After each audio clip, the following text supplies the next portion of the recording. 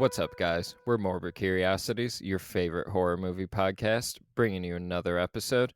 I'm one of your hosts, Nicholas Ewers, and with me is the lightweight champion of the world, the morbid mistress of mayhem herself. Mercedes Martinez. What's up, Nick? How are you today? I'm doing pretty good. I've seen Superman actually twice within like the past several days, and I gotta say, I don't know how you feel about Superman. I know this is a horror movie podcast. It's got me like riding on a high. I've been jamming to the Superman score lately. It's been keeping me in a pretty good mood. Got to see it with my family, but yeah, I've been moving it up. How are you doing? I'm good. Not the biggest fan of Superman. I've actually been watching that show that I had mentioned to you the other day, Hell Hotel or Hell Motel, whatever it's called. Yeah, Um, did you ever see a preview for it or know what it is? I had heard the title. I want to say before you had mentioned it to me. Do you know like what year it came out or where did you watch it at? I was watching it on Prime actually, and it came out in June of this year. TV show or a movie? It's a show, so without spoiling it, it's like a span of a couple nights of this crew. They just go to this haunted motel. Well, it's not necessarily haunted, but this motel where something bad happened, and you just see all these murders go about, and they're trying to figure out who is the culprit behind all of these. It's a trippy watch. I'm not gonna lie. There are some cool episodes in there, but some of them they're just a little too much. But I don't know. I think you'd enjoy watching it. I'll have to check it out. I haven't watched much horror TV, actually. It's never been a big thing of mine. I'd say the most I watched was American Horror Story Season 1, and I wasn't a big fan of Season 1. Yeah, season one was okay. And I remember so many people hyping up season three. And I think that's when I started watching the show. Yeah, just watching the rest of it, I can be drawn into maybe one episode or so, but I lose interest really quick. I don't really watch horror TV like that. I really have to be bored or I see something in it and it has to look super interesting in order for me to watch it. Speaking of horror TV, and something actually pretty topical for the movie that we're talking about today, did you ever watch the Scream TV show, which for some reason I have a vague memory of existing? Came out in 2015. There were 3 seasons of it. It was on MTV, produced by the Weinsteins. Ew. It's about cyberbullying. Yeah, I think I did watch that. So I watched the first season. I think I was trying to watch the second season, but it was weird, and yeah, I didn't really like it after a while. So that one, you're not missing out on anything if you don't watch it. It's not related to the Sidney Prescott murders at all. No, it's not. You can watch this just as a TV show itself. Yeah, it doesn't look like it is. That's where I've seen this mask before, actually. Someone I follow on Letterboxd, their picture is this exact like Scream mask that I'm looking at. I had no idea that that was from an actual Scream TV That show. mask is atrocious compared to Ghostface, like so atrocious. It's wild. I wonder if there were weird rights reasons for why they couldn't use the actual ghost face mask. It has a 7 out of 10 on IMDb and 61% on Rotten Tomatoes. 61 critic, 59 audience. I mean, it's not great, but that's a lot better than I expected it to be. I mean, if you want to watch the first episode, you can. Yeah, it's streaming on YouTube, Apple TV, Fandango at Home, Amazon Prime. So, guys, if you have any interest in that, that's, right there begging you to watch it. I guess that brings us to the movie at hand today. Guys, we're talking about Scream 4. This is 11 years after Scream 3. Yeah, so 11 years after the last Scream movie. It's like the big franchise revitalization.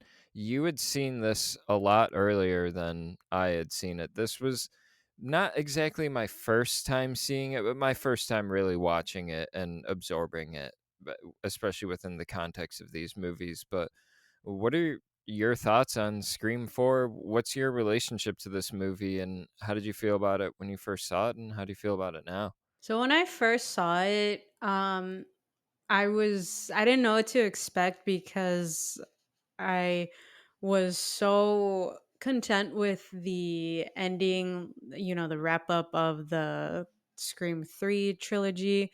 Even though that was a strange reveal, I was content with it just ending like that. So since we were opening up that chapter again, it's like, okay, so what's going to happen now?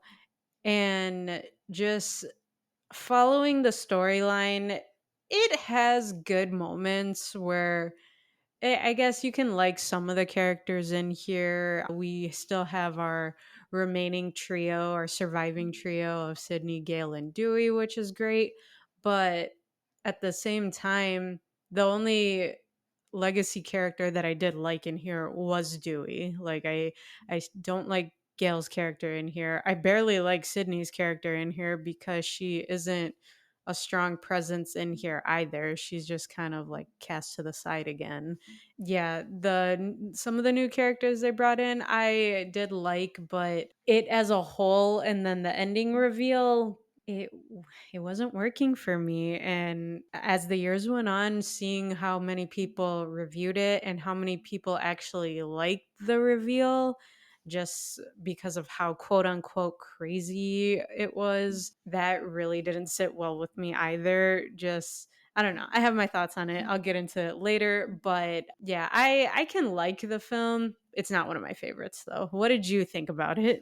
I don't know if this is going to surprise you or not. We definitely feel very differently about the Oh my movie. I god. didn't expect you to be so lukewarm on the thing. Yeah, this is this is my favorite Scream movie, I Oh think. my god, I I'm not knew using the it. word best. You knew it was going to be my favorite. I'm not using the word I best, knew but it. this is definitely my favorite Scream movie. I think this would end up at my number 1. I've watched it twice so far for the podcast, and both times there are times on the second watch it's like, okay, it feels like I'm doing homework, I'm doing work for the podcast, but I was like genuinely into it just as much as I was the first time. I think this movie plays the best on rewatch after knowing the reveal. Yeah, I guess I won't spoil it yet. I'll give my just initial thoughts and then we'll go into spoilers for it. I just found this movie thrilling throughout. When it comes to the returning characters, I felt like it handled all of the characters that are coming back better than 3 handled them, and I feel like it handles Dewey and Gale better than the past 2 movies have handled Dewey and Gale. I've expressed my frustration with the way those characters are handled, like, a bunch, though. You guys can go listen to the past 2 episodes. I've kind of been pretty vocal about my frustration overall with how rushed these have felt, and especially 3, like, it felt like people were fulfilling contractual obligations. This time around, everybody feels like they're back, and I watch it and it seems like they're proud to be in a Scream movie. Like, it felt like kind of sad a little bit watching them look so tired of it and a little over it in Scream 3. The returning or the new cast, they're always having fun, and these new cast members in this one just the same. They look like they're loving it, bringing their A game. But the returning cast, it feels they feel just as like revitalized as they did in the first movie. It feels like they're happy to be in a Scream movie again, and it made me feel good to see. And I don't know, I just really enjoyed this movie. I think it's definitely my favorite of the franchise. I didn't really know the reputation any of these had, and I kind of expected to maybe not like this one so much, especially because I had messaged you. I have the steelbook for Scream 5. It just says Scream on it. There's no number. So I had no idea which one that was. So I'm like, this is Scream 4. I open it, pop it in, and I'm kind of realizing that it's not Scream 4, and so I turned it off and I was like, okay, that movie looks really good actually. And I was going into Scream 4 being like, fuck, this is like the shitty one I'm about to put on then. If 5 looked that good. So I could be wrong. Maybe 5 sucks. I really don't know, but I threw on 4 and I was actually pretty apprehensive at first. The introduction of Dewey wasn't working for me at the very beginning, and Sydney, I didn't really love her in 3, and I had to kind of, like, she had to work her way back on my side a little bit, so it wasn't the best start, but 4 really, yeah, won me over. Also, I mean, the fake out, I didn't know what to make of that. I actually had to pause it and rewind and be like, "Okay, hold on a second. Like, what is happening here?" Yeah, I thought this one was gonna lean hard into comedy when those fake outs were happening. I was like, fuck, I don't want this franchise to get too funny. And luckily, I'll say, this is the movie that probably leans on the comedy the least, I'd say.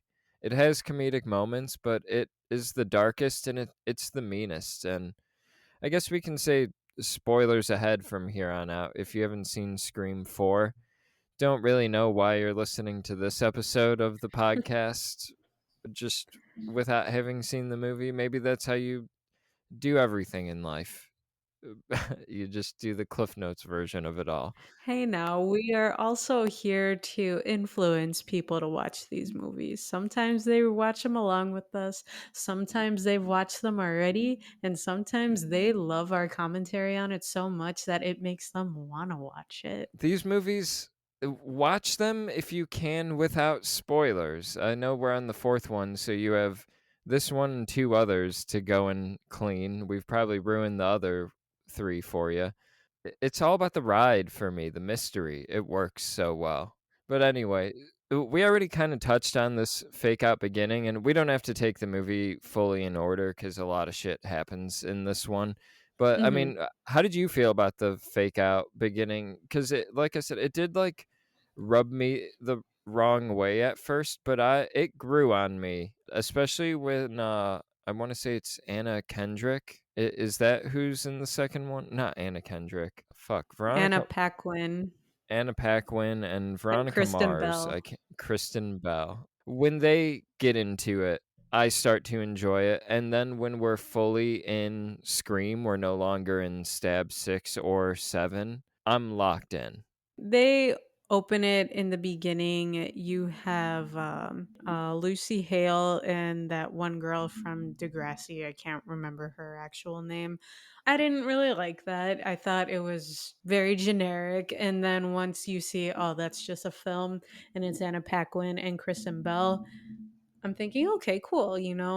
They're going to be in here. I wonder how their characters are gonna fit in it. But then once Kristen Bell stabs Anna, I'm like, God damn it, we're doing this shit again. And then we're looking at some faces that I've never recognized. I was just like, all right, so now what are we doing? At that point, I was kind of annoyed, so I didn't like the intro. Yeah, I had a kind of different reaction to the intro, actually, like a different way of processing it, I would say. So, the first one, when it was going on, I was like, okay, yeah, we're doing this again. And oh, when you're like saying something's generic, I feel like that was intentional from the filmmakers as like a feature. I also have to say too, in the first section of it, when they had the first 2 like ghost face killers like kill those 2 girls, I thought like, oh, they're revealing to us right away that it's 2 killers. And then when it's revealed that it's like, okay, the false movie, we're fully doubling down on the meta aspect of it. I didn't love it at first, that realization, but when Kristen Bell, when she stabs Anna Paquin, and you thought that we were doing the fake movie again, I didn't think that. I was like, oh my God, what is happening? Right? I was like, are they revealing the killer immediately? That's kind of a new take. bought hook, line, and sinker for that fucking second fake opening. And then when they revealed that that was actually Stab 7, I was like, okay, this might be a little too much.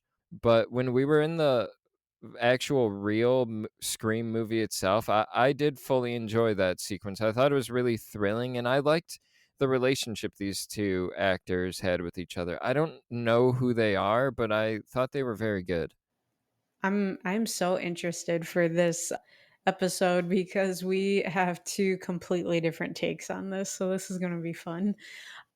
Even with the color palette of this movie, I don't know if you liked it. It was bothering me. Yeah, the lighting and the look. Yeah, it just looked like No, this movie looks bad. It's the worst looking of the four so far. it just looks like it's smudged, like the camera is smudged while recording, and I don't know, that was just bothering me throughout the whole film. It honestly reminded me of when you'd watch like a bootleg video where like someone was recording something in the movie theater and you could see just how bad the quality of it all is.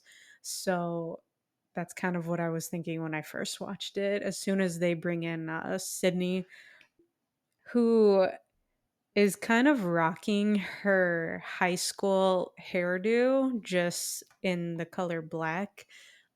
So it's like, okay, they're all returning back to Woodsboro, and maybe we're going to see some of their same personality traits or characteristics. I don't know. But yeah, apparently she's a writer now, writing her whole victim story about how she's choosing not to be a victim anymore. That's great. But I found it, like, even better just when, they bring in Dewey and Gail, obviously, and Gail is just, like, silently losing her mind just watching, like, interviews of Sydney while she's actually, getting all this, media attention on her book, and Gail can't really write or doesn't know what to write at this current moment and just kind of feels like those. Yeah, she's like out of her prime. Exactly. So that's I like that effect that they have in here. That detail super strong, and it just adds to the reason why I don't like Gail in here either. It's just like let her have her, her moment with writing. Like she didn't ask for this, but now that she did have to deal with it, let her figure out how to cope with it. Stop being a greedy bitch. But Courtney Cox delivers in here. You think that she comes across as greedy in this one? I feel like I didn't really get that read at all of her. I felt like she was very, I want to help out. I want to assist. It really wasn't about the fame. She kind of came off as like the most genuine here. Yeah, like she's writing fiction, but it's not really fulfilling her as much. And so to me, Courtney Cox honestly kind of felt, her and Sydney felt almost like an analog for the Scream franchise and for Wes Craven himself. This movie does a little bit of what Wes Craven's New Nightmare does, which is my favorite of the Nightmare on Elm Street movies that I've seen. That was him returning to the franchise to revitalize it after it had been, I wouldn't say that, I haven't seen most of the movies. I wouldn't say those got bad. He was brought in to kind of revitalize it. This feels like a revitalization of the Scream franchise after how Scream 3 was received. And Gail is looking to reinvent herself after seeing that Sydney has reinvented herself, not playing the victim anymore, but playing, I don't know what you would call her, like, but she's more heroic, definitely. She takes charge. She talks about how she played the victim for too long and she had to reinvent herself. And I mean, I found that all very charming with Sydney, and I like that Gail is looking at Sydney being like, I want that for myself. And it kind of feels like that's Wes Craven saying, I want that for my career, and I want that for this franchise, because it's him after a few like roughly received movies, he's returning to something that he's familiar with too, and that's what Gale Weathers is going back to. I know I talked a lot, but I really appreciated that. I did not get any of that at all from Gail's character, like, because I mean, I get where you're coming from with it, but with Gail, it's just her trying to do everything for herself. Like, yes, she is trying to reinvent herself too. Okay, so then what does she do? She uses someone else's trauma to try to like write about it or to get the scoop on it. Like every time something happened and Dewey, he's trying to, since he's the sheriff now, he's trying to be professional and not involve her because he doesn't want that to look bad from the outside eye. He's trying to, keep her out of it or just like, we'll talk about it at home. Um Honestly, that was like the professional way to go. Like that was a good thing for him to do. Her on the other hand, she's just getting pissed off because she's not getting her way. She's not like weaseling her way into figuring out what's going on with every step of the case, and it's all to her benefit. Like she sees Sydney and in the little bookstore when they were doing like the whatever they were doing, book signing, whatever, and you could see she's just envious of her, like, okay, she has this. And later on, you see she's a little pretentious when it comes to the little movie buffs in here. She's kind of trying to charm her way into like their minds, like, oh yeah, let's work together, kind of like how she was charming her way for Dewey, even though yes, they ended up dating and getting married. But all of this, everything she does is only for her benefit. Like she doesn't like come off as, I want to help you guys solve this case. She's like, I want to help solve this case because I want to be able to include this in my next piece of work here.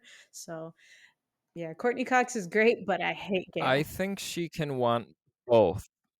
I don't see it like that.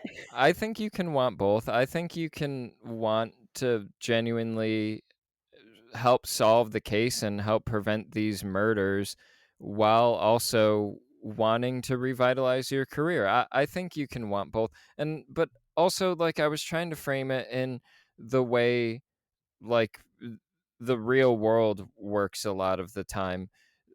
These people who write about these killers, like Patton Oswalt, his wife who had passed away, I don't remember her name, I apologize, but she had helped. She put out a book that helped the police find, I think it was like the Golden Gate Killer, something like that.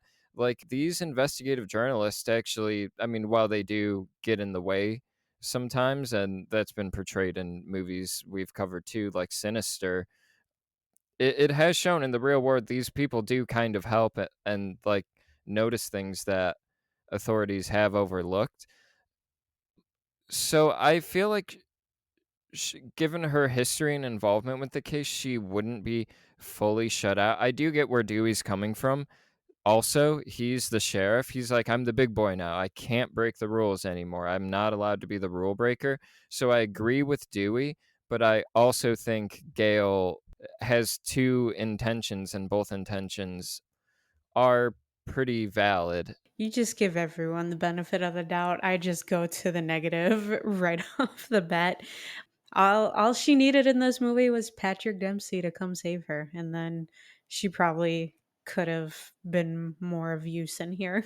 I do feel like this movie gives Gale a lot of agency, and she is, I mean, she does contribute pretty positively throughout all of the other movies, I'd say. Like, you can, I guess, say that there's an exploitative nature to anyone who maybe makes a documentary about things like this, or true crime podcasters. Like, all of these people, in some way, they're all benefiting off of these tragedies that have occurred in real life, but there's also like a purpose that it feels like they serve in our society of delivering information that people, like, there is a demand for. We spent a lot of time talking about Gale Weathers, and I know we're like we're a little limited on time today. So, how about a good way to kind of cover a good amount of events in this movie? How about we go through the major players in this movie, like we did Gale, and kind of give our opinions, old and returning. So we've got Gale. Do you have any more thoughts on Sydney you want to give? Again, her presence in here is not really a main focal point. I do think it's pretty shitty that, they not shitty, but it's just kind of it's annoying. It's strange to me that it just is trying to tie back to like family ties for her. And it's like, we've never met these people before. We only knew about her mother within like passing of, the stories about her and her promiscuity.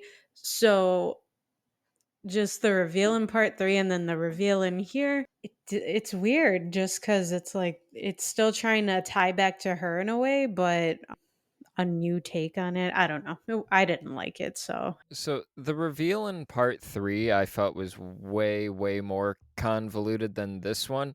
Actually, when I was watching this one and the aunt and the cousin showed up, I was like, "That's a lot like Terrifier 3, kind of." They do the same thing where it's like Sienna's with an aunt and a true. cousin now. So True. you know, I mean, other people have family members.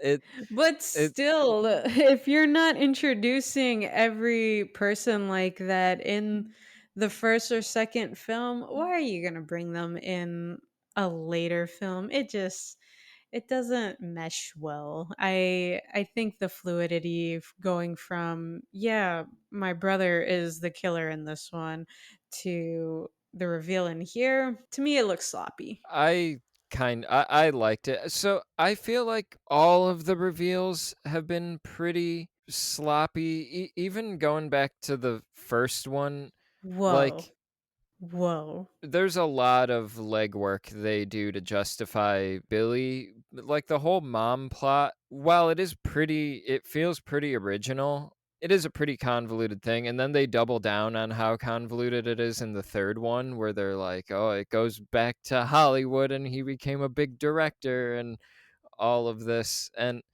so they've all been pretty convoluted, like especially because like part two, they do the same thing. They introduce another family member. Billy has a mom. Everybody's got a mom for some reason. It's weird, but No. I feel like the crux of this movie, though, of all of these movies, haven't been the reveals, though. It's been the who's doing all of this right now. Which one, and then as people are getting picked off, it's not them, it's not them, it's not them. And when it comes to reveals, I think this is the best one since the first movie. But you can't knock the first one because you had Billy and you had Stu. You can't say that was sloppy. That was good work there. No, the double reveal, that's what people really remember. But I feel like when Stu is explaining it, where he's like, it was your mother and she fucked my dad, and everyone's like, wait, what the fuck? I feel like the first time you're watching it, there is kind of a reaction of, what? Did what? Like, Billy's connection to it, everybody's connection to Sydney is always pretty sweaty. There's like 3 to 4 degrees before they get to Sydney. And I do really like that this one is a bit of a commentary on like modern youth at the time. It being just a teenager who wants attention and being like, my fucking cousin is the only one who got attention in this family. It's like all about my cousin Sydney, my cousin Sydney. I'm going to fake all of this in order to get that attention. And by the end, when she's throwing herself into glass tables and Oh my god. running into walls with knives, when she stabs herself and she's like, screams and kicks the thing, I fucking love that. But I was just watching that and it reminded me of that like documentary. I don't remember what it's on. I think it's called I Love You Now Die, something like that, about this like girl who convinced her boyfriend to kill himself so she could get the attention. And I was like, this is kind of believable to me, this, like, weird social media youth attention thing. I kinda get it, and she's like, "I'll just do what my cousin did, and I'll get all that attention." It's still pretty convoluted at the end of the day, but I was buying into it. It felt like there was a realism there. I also liked what's her face's performance too. I like the 2 killers it's revealed to be Emma Roberts and Rory Culkin. Like, I thought they Yeah. were great on top of that too. I couldn't buy into Emma Roberts in here because I watched her in that Nickelodeon show Unfabulous. So I just saw her as like a dorky little blonde girl. And seeing her in here, I'm like, whoa, wait a minute. That you just can't go from this to this, like, that's too big of a clash difference there, but, like, when they show Jill as being, Sydney's cousin, okay, whatever, we're bringing in that family tie, and when she is revealed to be the killer, in my head, I'm just thinking, well, she couldn't have killed this person or she couldn't have been this person because both her and was it Kieran Culkin or Rory Culkin who plays the other Rory killer? Rory Culkin. Rory. There's so many of the Rory, Culkins. Kieran got his Oscar and his Emmys for Succession. I'm a big fan of, some of these Culkins. Rory, man, he shoulda got some Academy love for his performance in this movie. I was all about Rory Culkin in this. What? His character is like the moody emo kid at times. What were you That's how you read watching? him? Yes. I didn't read him as moody emo. He had more of like incel vibes at times to me, like when he's like, "You didn't pay attention to me at all when I was like for 4 years, and now you're paying attention to me." And I mean, especially on like a rewatch, there's little facial reactions he's making and little nods to Jill from across the room, especially near the end, where I was just like, "Oh man, the subtlety to this performance is pretty great." And I kind of just took him as like he's portraying himself as I'm chill, quiet guy that likes movies, but deep down I'm very insecure and hurt because women won't talk to me. That's the thing though, his friend in there, Robbie Mercer, he's the one that was, like, doing all the talking. He was the more, like, extroverted one out of that geeky little friend group, or duo, I should say, and then Rory Culkin's character, Charlie, he he didn't say much at first, and, yeah, I did see, like, the, like, little subtle looks that he would give, to other characters or to Jill, but I didn't buy his performance because any of the killers from the previous films, like, you could see how, messy they are, or even like in the first one, how out there Stu's performance was just when him and Randy were begging Sydney to give them the gun and kind of pull the trigger on the other, just to defend himself. When in this one, they have Charlie. He is tied to a chair, like, what's his name? I think it's Steve. Yeah, it's Steve. Yeah, Steve Orth or whatever. Yeah, when he's tied up like Steve was, you would think he'd be in a little more of a panic state, just trying to like look around or at least look where he knows the killer is at. He's just kind of breathing in that part in that scene, and you have Kirby kind of in the place of Drew Barrymore where she's just answering all the trivia questions from Ghostface. She looks obviously more panicked because she doesn't know he's a killer, but I don't know, sell yourself at this point. So, nah man, this guy did not deserve any awards in here. Actors can be playing characters who are bad at acting, and that could just be Charlie's bad at selling it. I feel like Rory Culkin is delivering a type of performance. There's like a subtlety and a naturalism to his performance that I feel like is very hard to get right. And I mean, another person who I think gets that type of like naturalism right is Kristen Stewart. I know someone you're not a big fan of, but Rory Culkin, yeah, I think he's delivering a very subtle, like a masterfully subtle performance in this one. I don't know what other work I've really. Oh, Signs. Yeah, I was Pretty gonna good in say, I'm Signs. pretty sure he was in Signs, and he was in that You Can weird Count on movie, Me. Weird Creek, Mean Creek. He's also in Columbus with Parker Posey. So, I don't know. Rory Culkin, maybe I got to check out more of his movies. He might be an underappreciated actor. I don't mind him as an actor. I just don't think he deserved any awards from this film. He's not like a character I hate, but he could have amped up the performance in here. Sounds like you want to take food out of his children's mouths right now. You're like, it I sounds like you don't think he deserves to work in Hollywood again.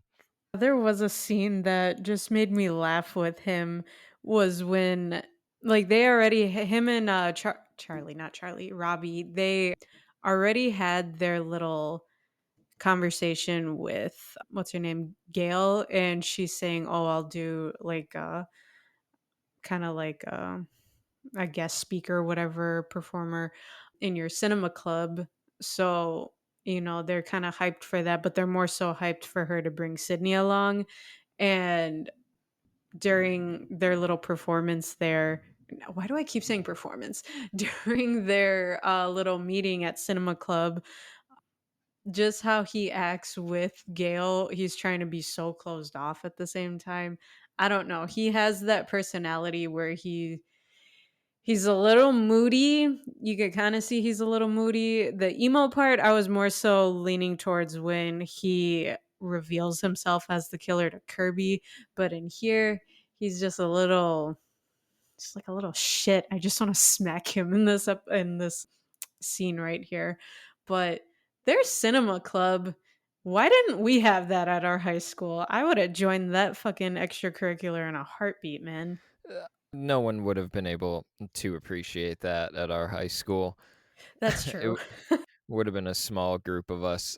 Yeah, I gotta say, I didn't really like pick up on any moodiness from him. He never struck me as moody, just kind of like low key almost. There's a character in this movie called My Old Ass with Aubrey Plaza. Have you seen that movie? No, I haven't.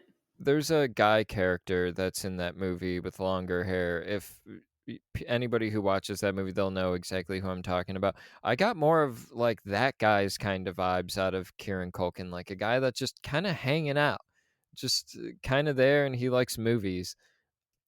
While we're on Cinema Club, I kind of wanted to run down. I don't have many notes for this episode, but the notes I do have is I took note of every movie poster that I caught on the wall of the Cinema Club thing. Mercedes, if you don't mind me running down all of them, there's Please do. 13. Please do. Okay, so the original Hills Have Eyes. There's a movie called Feast. I had never heard of that one. Wolf Creek. Zack and Mary Make a Porno. The original Dawn of the Dead. Rob Zombie's Halloween 2. I loved Oh that god. edition. I was like, oh man, Wes Craven, he sees something in this movie like I do. The original The Thing, Vertigo, Brazil, Death Proof, The People Under the Stairs, The Green Mile, and a movie I watched the day before watching Scream 4. It blew my mind. Blood Simple. That's a 5 out of 5 directorial debut from the Coens. Check out Blood Simple if you haven't, Mercedes. That movie rules. Listeners, check out Blood Simple if you haven't. But yeah, that's all 13 movies on that list. You got a couple masterpieces on there, like Rob Zombie's Halloween 2. So, Yo, that was not a masterpiece. What are you hey, doing, we man? have What are to you save it saying? for that. We have to save it. We can't get into it. We You don't got have the my time blood to boiling discuss. right now. We're already We clashing don't with have this time. episode. How dare you Yeah. say that? How dare This is you? a a healthy clash, you know? Well, I gotta rewatch Rob Zombie's Halloween 2 before I can really go to the mat for that one. I hope you hate it this time around. I really hope you hate it. Oh, man. But, yeah, Rory Culkin, he's fucking, hitting home runs throughout this movie. David Arquette as Dewey. How you feeling about David Arquette, his return in this one? I loved his return. I just love Dewey as a character. He has like that little goofy sense about him in the first one, not really in the second one. The third one, everyone was just a little goofy in there. This one, you see him trying to, like you said, I'm a big boy now. I got this big boy job. And, I have to make sure everyone in this town is protected while literally everything is just like crumpling beneath him. And I I just find the relationship between him and Deputy Hicks just so amusing because you see he's just like, you know, talking to her as normal. She's like really tuned into the job and then subtly flirting with him, but he's being loyal to Gail, even though you see they have like a rocky relationship right now. He's still being loyal to Gail, but you get Judy Hicks with her weird lemon squares. Who eats lemon squares too? Do you like lemon squares? Do you like anything lemon flavored? I would eat a lemon square if it was in front of me. I had lemon pie the other day. It wasn't the only pie. I had a slice of every pie, but lemon pie was included. Lemon pie sounds disgusting. A lemon square sounds disgusting. I like the lemon pie. It was pretty good. I wish I had a lemon square right here in front of me. I'd eat it right now on mic. Yeah, I had a feeling you would like lemon squares because you like raisinets. You like the weird people candy. I mean, I'm not reaching for lemon. That's not my first one, but if it's the only treat there, I'm not going to complain about it. I'm going to say thank you. Let me have two, please. I don't know how much more of this split we can have here, but we'll keep on going. We'll I keep on. went to see This Is Spinal Tap in theaters a couple weeks ago, 4K re-release, pretty good. Saw it with my dad, and I actually mixed the raisinets with the buttery popcorn this time. Gotta say, pretty good. Not gonna do it every time. It feels like I'm killing myself when I'm doing it, but pretty good.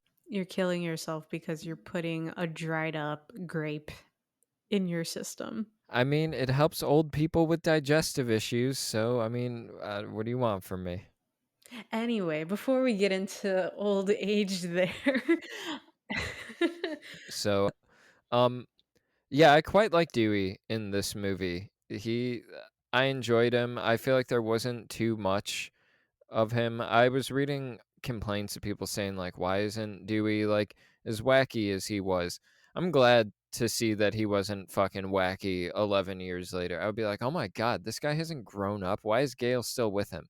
He's a bit more grown up in this one though, and I do really like what they did with his character. I like that he's like sparsely used too.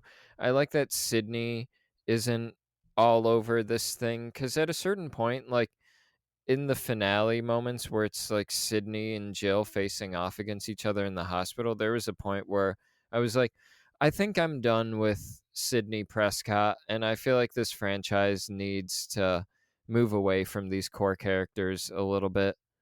I don't know if they're really going to do that in five, but I was kind of feeling that a little bit at the end. Like this franchise, I hope that this is kind of the end of a lot of these characters' journeys. So I have a question for you since we're still on the subject of Gail and Sydney. So I saw a video review, I believe it was from 3C Films on YouTube on Scream 4. So when he was going over like his opinion on it, the scene with Dewey and Sydney, they're just at Jill's house and they're talking on the couch and she's asking about, him and Gail and he's basically saying, they're in like a rocky patch in their marriage, but then he quotes Sydney from her book. I love that because it shows, he likes to read, and he when he does read something that is very meaningful to him, he does, savor it, and he likes to kind of live by it in a way, or, throw it in Gail's face. I did hear from 3C Films. He had stated that, that scene right there, their little eye contact moment, he felt like there was like a little spark between them. What did you think of that? Did you pick up on any of that? Because I didn't. No, I didn't pick up on that. I sometimes watch 3C films, and I like the guy and his opinions usually, but I don't know where he's getting that one. Dewey, like, Sydney is Dewey's, like, and they don't explicitly say this in the movies, but that's Dewey's basically like last connection to his sister who died in the Mhm. first movie. They've been through it since the beginning. He goes to check on her in college. He goes right to her. It doesn't surprise me that he would read her book. He really looks out for Sydney.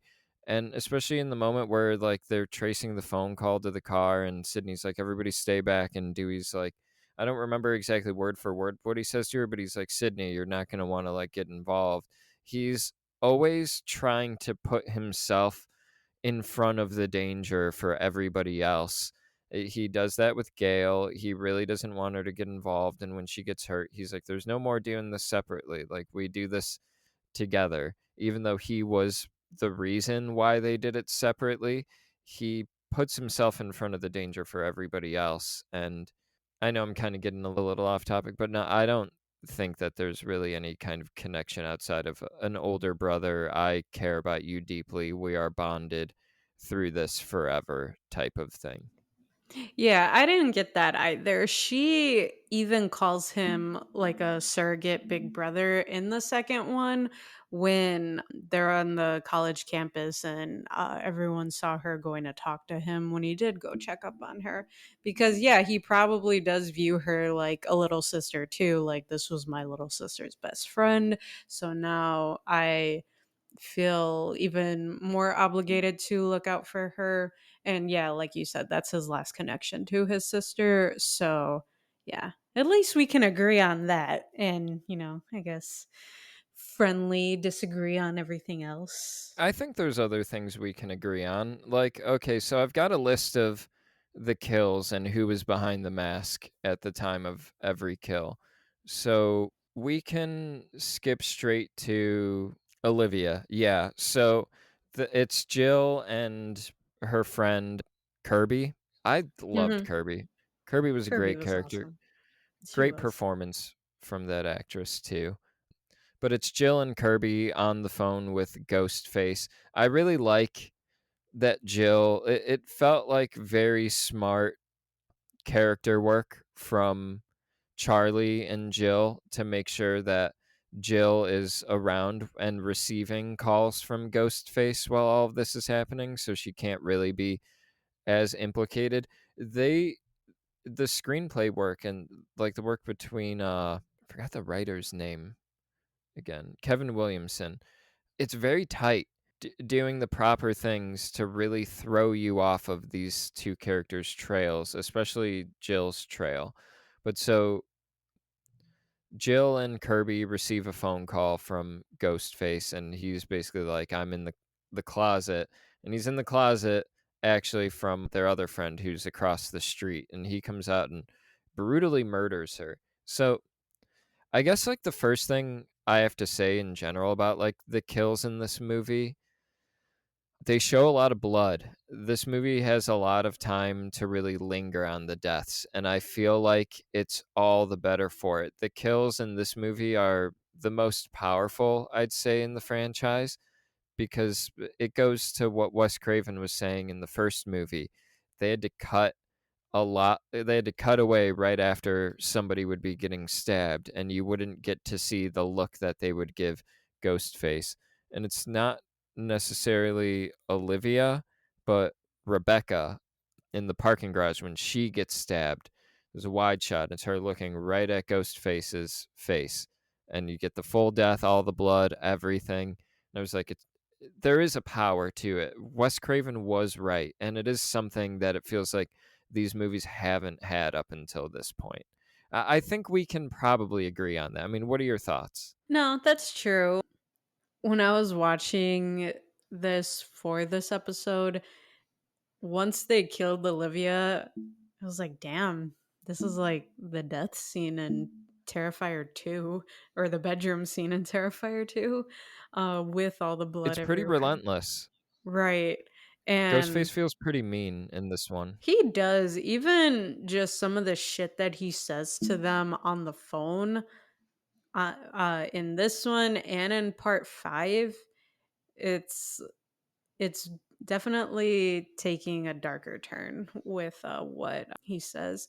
And I like that I'm gonna get his name wrong, Roger L. Jackson, right? I like that he still didn't meet any of the cast when he was, you know, speaking as Ghostface, just so that can kind of like add to the intensity and unease of every scene. So I and in all the films too. So I did appreciate that. But yeah, it's definitely a lot more darker in here. It is. And like Olivia's death, one of my favorite moments. I mean, she's getting really like brutalized and bloody from Ghostface in that moment, but a really nice touch. I found myself rewinding it just because I felt like it was really well done. Sydney runs across the street and is trying to get into the house. She grabs a plant and throws it through the window. And right after she shatters that window, it cuts to Ghostface in the second floor, shattering that window with Olivia's body as he's like draping it over, and he like points the knife at them, kind of like, I'm gonna do this to you. And Ghostface is right out of there. So we know right then and there that's Rory Culkin's character, Charlie, committing that murder because Jill is accounted for. And also the Rebecca murder, too, that follows in the parking garage, which I felt was a like, very good sequence. That's also Charlie from what I'm reading off of this death list. Wait, wouldn't Rebecca's killer be Jill though? Because Charlie and Robbie were in the parking lot with all the news crew talking to Gail when everyone was at the hospital. I feel like that was moments later. I tried to keep track of it along with this list, and it felt like as I was watching it, it kind of checked out because when Ghostface was committing some type of crime, it always felt like the other character was accounted for in some sense, or that they were in like two separate locations. Like it becomes more apparent when Gale is fighting Ghostface at the Stabathon, and then moments later, the cops get killed by Ghostface at Jill's house. It's pretty easy to, in that moment, really separate the two and be like, okay, these are the two characters placed where the Ghostface murders were. Yeah, Rebecca, I feel like Charlie may show up later. I'm not completely sure, though. Who was after Rebecca? Was it the Gail's altercation with Ghostface at the Stabathon. What did you think about all the Stabathon stuff? again? Why couldn't we have something like that from our high school? Why we should have been the ballsy ones to just initiate that shit, because all of that is so cool. I would love to be with a group of people who is like, yeah, let's watch all the Scream films or all the Halloween films or like something like that. And they legit decorated a fucking barn just for that party. Even though there's a killer out, all these teenagers feeling, invincible, still go out and watch this shit. So I don't know. I love that scene. And just seeing Gail trying to go in and act like, she's a teenager so she could put all of her cameras up. I like that scene. I thought it was funny how Yeah. Yeah. It all panned out though. I like Gail's little walk that she does after she puts Mhm. on the ghost face mask. Is that Gail that does that, right? Yeah, she's, like, Yeah. bobbing her head and, like, giving thumbs up and everything. Yeah, because it's all one shot. I wanna say it's one shot with Kirby on the phone, and as Kirby walks by, then you see Gail coming upstairs and putting the mask on or Mhm. something like that. I will say our version of that, we had something similar. We didn't do the movies, but I mean, we threw like local shows. We would have shows at people's houses, comic book shops, um, True. wherever we were able to. I would say that was our version because not a lot of people I know had the same high school experience we did with going to local shows and throwing them. We like performed in our high school a couple times. Yeah, and it would always bother me because someone was always fighting with someone. So when I'd be like, "Oh, are you gonna go to the show with me on this Friday, this Saturday, whatever?" They're like, "Well, is so and so gonna be there?" I don't know. Just go for the fucking show. Go for the music. And I would literally have to beg people because I didn't want to go by myself. But I felt like the people that were regularly going didn't really like me. So I wish I had kind of like a different experience with that. But yeah, at least we had local shows. That's unfortunate. I'm sorry you had that feeling. Yeah, I mean, people around that time kinda sucked. Hopefully, Suck. everybody's grown up since then. Yeah. Yeah. Yeah, they're actually trying to throw our 15-year reunion now, and Oh, I am not going to yeah, that. exactly. I just watched Scream 4. When you return to your old town, the events that you experienced start to happen again. I don't want that to happen. Exactly. I don't need to be traumatized again. Fuck that. Oh, man. But yeah, Stabathon, I thought that was a pretty cool sequence. It wasn't my favorite in the movie just because I knew what they were doing. I was like, I get it. They're setting up the party at the end because two of them beforehand did the party thing, so they're going to be subversive, and this is going to be almost like a false ending, kind of. And which it ended up being. It was still a pretty exciting sequence. I knew Gale wasn't going to die, and it did set up a pretty like cool thing later. She gets stabbed in the shoulder, and that's the giveaway. So like Charlie stabs her in the shoulder, and he must have went back to Jill and be like, "Yeah, I got Gail Weathers in the shoulder."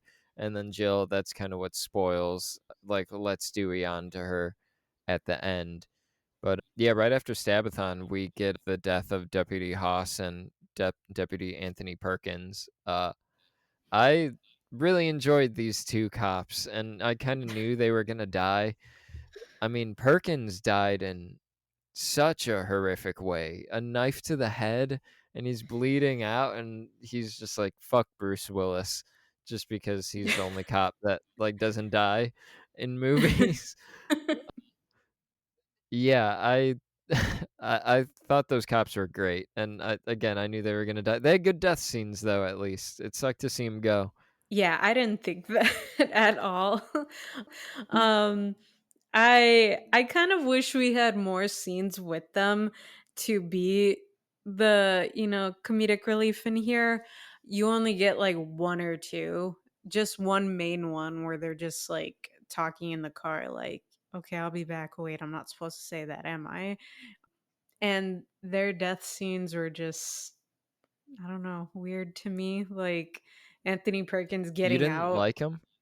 No, like him just like getting stabbed in his head Whoa. and then he's able to like function enough to get out of his car and to still try to like, fight to the death and then falls and dies. Didn't work for me. Oh man, that worked for me. I feel like these characters die too quickly in the horror movies. Charlie comments on it when he stabs Kirby. He's like, "Yeah, you don't die as fast as you do in the movies," which I think might like it did mean something actually because Sydney, it's kind of a setup for Sydney not dying. But I saw some casting for future Scream movies, so I'm wondering if Kirby's going to come back in some capacity. Yeah, I kind of did like, it reminded me of a chicken getting its head cut off type of thing where he gets a knife to the head and he's got a little bit of life left in him to get out a comedic bit. I mean, this movie I said is kind of lighter on comedy. It's a bit darker, especially in its comedic moments. And I did appreciate it when it went into the comedy and when it went into the meta nature. It didn't feel obnoxious with the meta references this time around. Because, I mean, I feel like while the first Scream movie is pretty bulletproof, by like the third or fourth rewatch, I feel like the meta references, you start, it starts to feel a little dated at a certain point. And I mean, this one too. I mean, they're referencing Saw as a new movie. Yeah, and here they don't go too crazy on it. You see, again, a lot of similarities, and then they do try to make like a few meta jokes, but it's not obnoxious, like you're saying.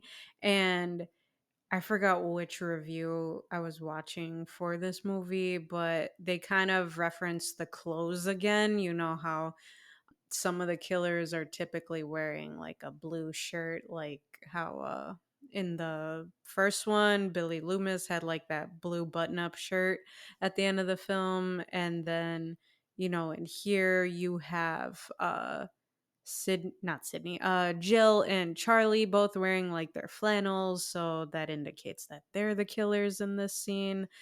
And then even with Gail's clothes, like you see her just in neutral colors at first, but then once she's trying to get back into her reporting self, she's wearing like those bright ass colors. Like now she's wearing a hot pink or a neon pink suit in here, which God cut my soul in half.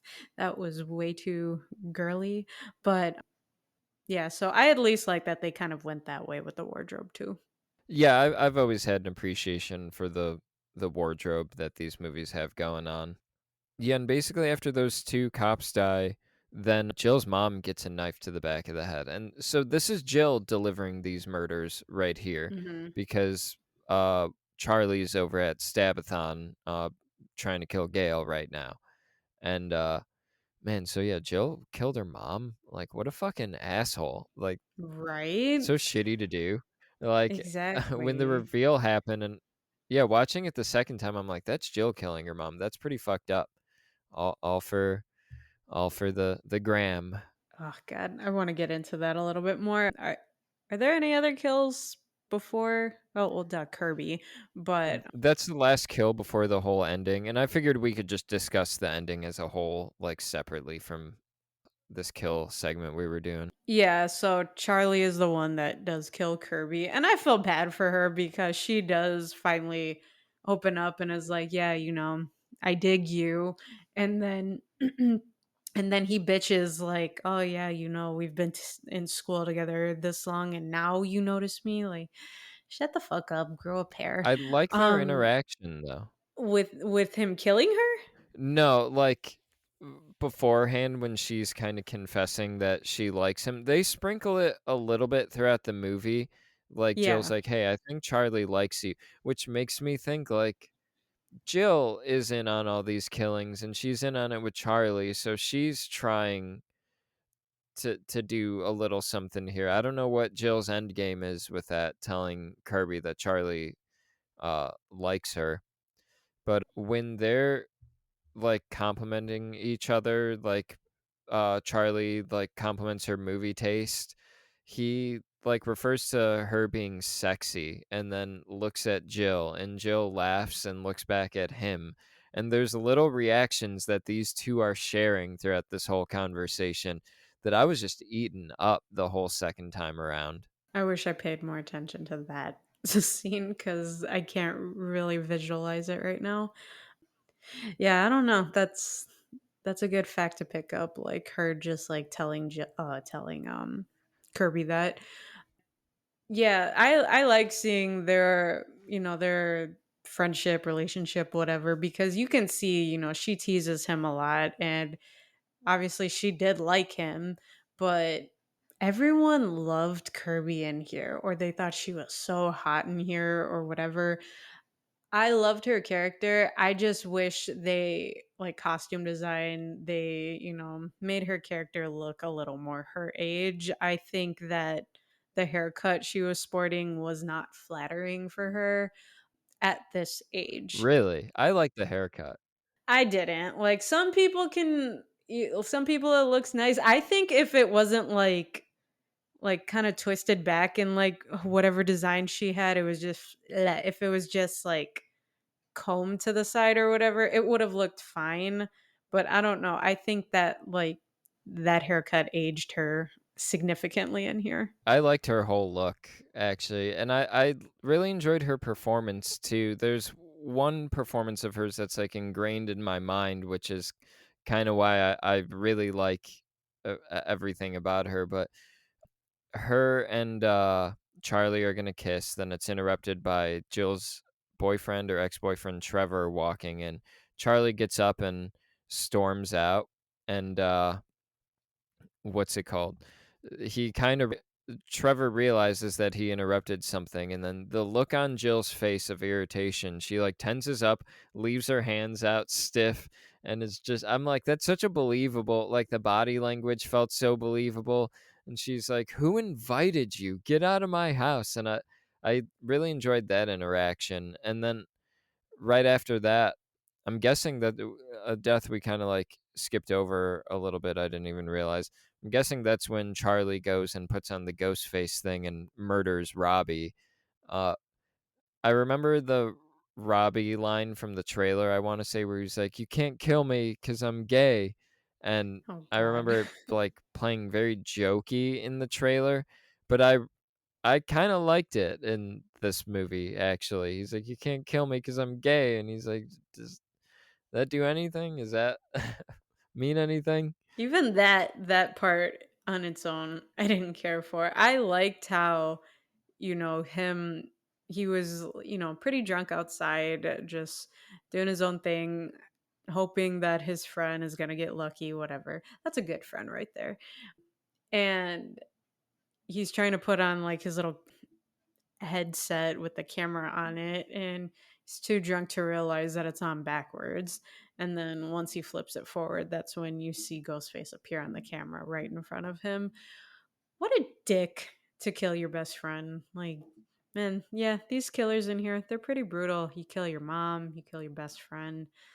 Wow, no loyalty in here except from Dewey. Every other character in here, they're just like, nah, fuck you. It's all about me. It just goes to show how people change. He has a girlfriend now. Jill is supposed to be his girlfriend. He was like, I'm getting some ass right now, so I don't need a friend anymore. So I didn't fully love them tying Charlie up like the beginning of the first movie. The kind of enjoyed the cut to black, and then it's like it shows Dewey on his way there, then cut to black again, and he's tied up. I don't appreciate how quickly um like they managed to tie him up. I'm like, what are these other characters doing while he's being tied up? They're just doing nothing, letting all of this happen. So I feel like that's a little bit sweaty, but yeah, the game that they play with Kirby, I thought was pretty cool. And yeah, Kirby's death, I felt it. I didn't want her to go, and those stabs, like it hurt a little bit.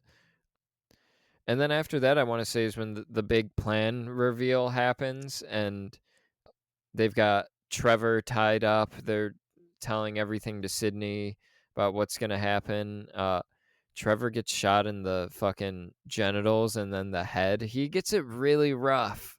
I was like, Ghostface is very mean, and it's because it's a irresponsible fucking white girl teenager, you know.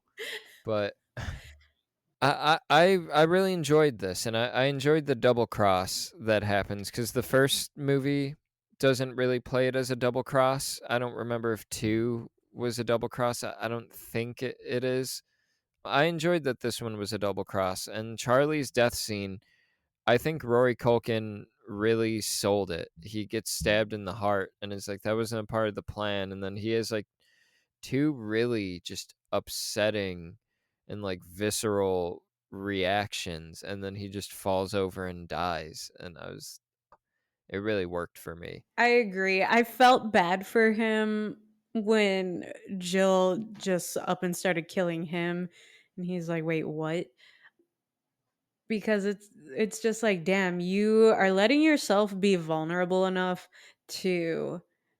Like, I'm not really sympathizing with him, but I'm just looking at it from this perspective. Like, you let yourself be vulnerable enough to talk to this girl. Clearly, she was the mastermind behind it. So she talked you into, like, yeah, this guy cheated on me, and I'm tired of my cousin having all the attention. I want to kill her. And in turn, I want to kill this guy too. We should kill everybody, whatever. She's probably also in his ear being like, "Hey, Charlie or Kirby doesn't notice you. Like, Yeah. I'll help you get back at Kirby." Also, probably whispering too, like sweet nothings to him, basically, like, yeah, it'll be me and you together. Like, we're doing this. Kind of like trying to like plant a seed in his head, like, we're gonna have like a relationship with each other too. Because he even tells Sydney, but in this one, Randy gets the girl here, and then he just tries to like make out with Jill.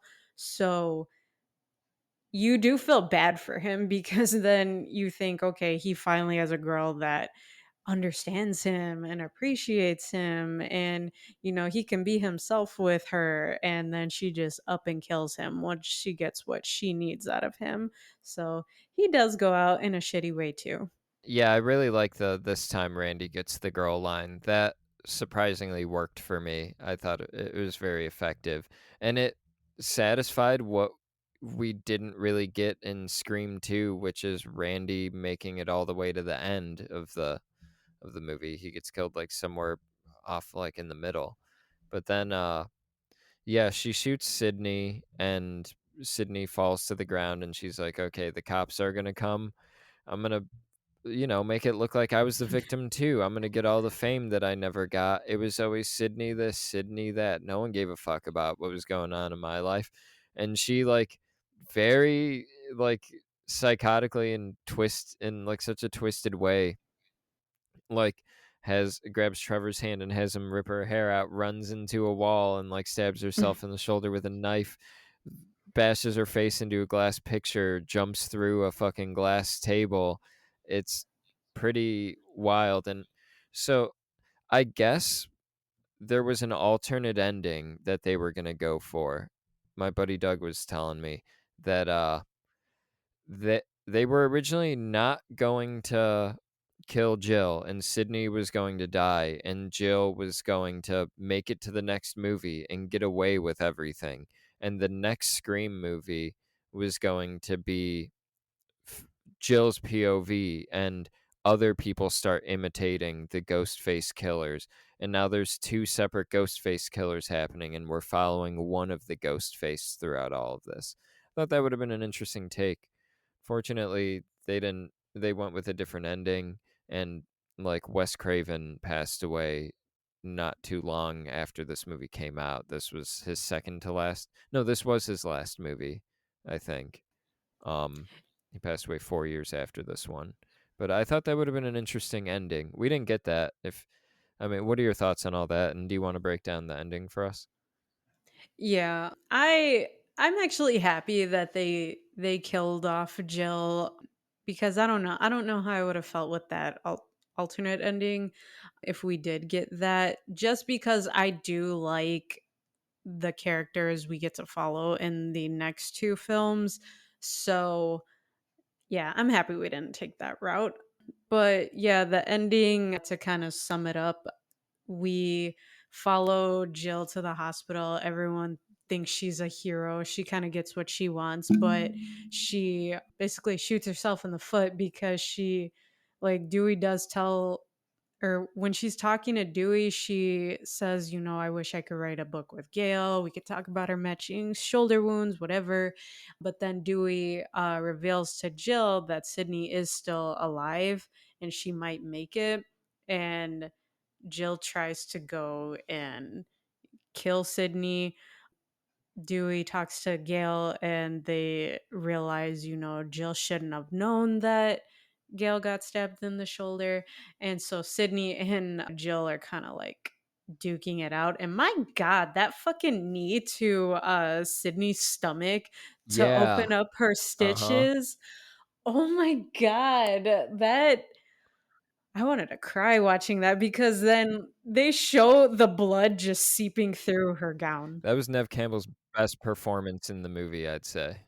Yeah, like, just seeing, like, her blood coming through, and then just hearing her screams in here was that made it so much more difficult to watch because the way she screamed in the first Scream film, you hear her voice a lot, like, she does actually scream, and then I feel like in the second and third one, she doesn't scream as much, there's not a lot of range in her screaming, but in this one, like, there was some pain in that, so I hated that part. I hated that part so fucking much. It was a tough watch, that knee to the stomach. All of this, though, I didn't expect this movie to go in this direction. I found it pretty refreshing, though, like, the shifts that kept happening from the moment where Jill was like, "I'm gonna start injuring myself," to when we're in the hospital and Jill's crying and she's like, "I think they killed this person. Did they kill this person? Oh my god." And she's like really selling it. And the cameras as they're flashing in her eyes too, as the ambulance is taking her to the hospital. I love that she's like eating it all up. She loves the fame. But yeah, that final confrontation, I thought it was pretty good. I didn't fully love it. There were some like moment, like just some lines that felt like very written. Sydney says like, Mhm. "You're not gonna get away with all of this," and I'm like, okay, like no one would say this. You'd be fucking just stopping this chick. Yeah. You wouldn't be giving, telling them their moral dilemma right now. But yeah, and who ends up popping her in the head? Who gets Jill? She beats Stewie So with a bedpan. she does, and what was it? She does what's her name? Judy Hicks comes in, she tries to help out, but then I think Oh, yeah. Jill shoots her, and then fucking Sydney, I think she gets that what is it called? The defibrillator, is that what it is? Defibrillator. Yeah, Yeah. that. I can't say that word. But yeah, she gets that, cranks That's that bitch another all the written way thing up. where they're like, "Clear." Yeah, like that line, I hated that. "Oh, can I get one last word in? Clear." And then Sydney says like, "Oh, don't like you forgot the main rule, don't fuck with the original," or something. It's like, "Okay, you killed her. Yeah. You're done. You don't no one would Who say are you that saying that line." to? Exactly. So, Yeah, yeah, and you're then saying that for the audience. That line exactly. sucks. That is a pretty bad line to go out on. It was so bad, and then she was the one that gets to shoot Jill in the forehead because she does try to come up at the time when they're like, "Oh, Randy always said," or whoever said, "They're always behind you," or something. So, yeah, and then you're just stuck with, like, the main 3, the legacy, characters again. And it's like, okay, cool. But at that point, too, just looking at them, yes, obviously they are physically tired from like all this shit because, they were just like stabbed or their ass was beaten and, whatever. They're all injured. But at the same time, too, you're looking at them like, damn, man, these characters are aging. They have to be so fucking fed up with all this shit. And they did survive another movie. Like, you do feel bad for them. And then that's pretty much how the movie ends off. But yeah, it was interesting send off with this one. Yeah, and they take another pretty long break after this. Like I said, I want to say this is Wes Craven's final movie he did before he passed away. And then it's about an 11-year gap before Scream 5 comes out. And then they crank Scream 6 out a year later. So it sounds like Scream 6 may suffer from how rushed it was, but I'm what like I'm wondering what Scream 5 is all about, and I'm still pretty excited for it. I know some of the cast that's coming for this. I think it sounds pretty promising. It is just, unfortunate. wonder if you feel the absence of Wes Craven going forward in these things. And it is unfortunate, the timing, but I'm hoping these don't feel like cash grabs because it looks like right when he passed away, that's when they did the TV show. It's probably because they didn't have to get any approval from Wes Craven.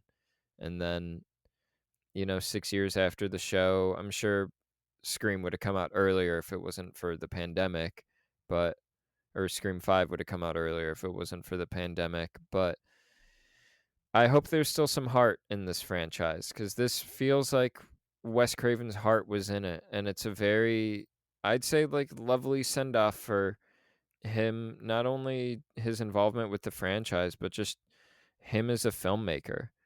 He created two legacy franchises and he got to go out on what I think is a very, very strong entry. And if it's not the best movie, I think it's the best sequel. Yeah, they do pay their respects in my eyes very well. In the next one, you do feel his loss, obviously, and then with a lot of behind the scenes work, you can see that everyone was feeling his loss, but they do have details in there that honor his memory. And I believe even Nev Campbell was hesitant on playing a role in here just because of Wes Craven not being alive anymore, but the directors were telling her, we're trying to pay as much respect as we can to honor Wes Craven. So I actually do enjoy Scream 5. So I'm so happy you realized you were watching Scream 5 and you were able to just shut it off. So I'm excited to jump into that one. I only got to the menu screen of it, and what made me realize is the menu screen is the picture that I used for our Morbid Curiosities Scream 5 picture, and I was like, Mm. "Oh, fuck. Did I use the Scream 4 poster for Scream 5?" And then I was like, "Oh, no, I actually have Scream 5 in right now." Oh So, shit. yeah. Wes Craven, a couple movies before this, before he passed away, he did one called Red Eye with Killian Murphy, and I forgot the actress's name. Doctor Strange's wife, Rachel McAdams.